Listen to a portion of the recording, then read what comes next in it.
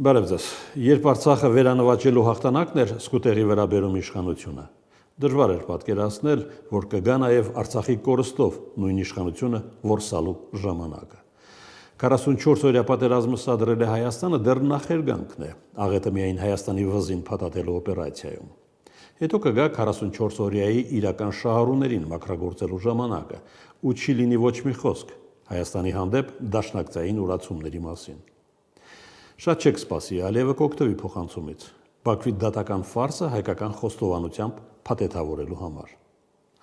Այդպիսի առիթները սովորաբար բաց չեն թողնում, որովհետև դա խաղաթուղթ է Հայաստանը դրսից ճնշելու համար, եւ չկասկածեք, ճնշողները կդիրքավորվեն հենց 2026-ի ընտրական ճակատում։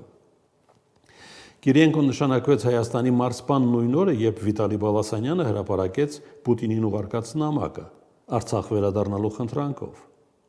Թեև կարող էր վերահրապարակել Զորի Բալայանի նամակը, այնտեղ գոնե պատմական էքսկուրս կա,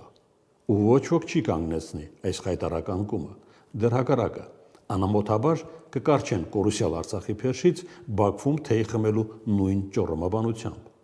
որովհետև ժամանակին ոչ ոք չխոստովանեց, թե ինչ նստեց մեզ վրա այդ ճոռոմաբանությունը, հիմա էլ չեն խոստովանի,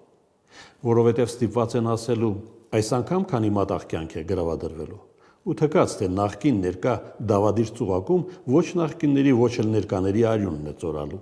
էլի կծորա 30-ամյա զրկանքի մեջ թաղվածի արյունը։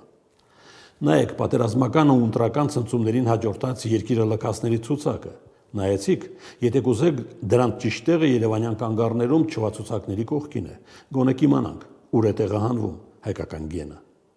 Հաջողություն։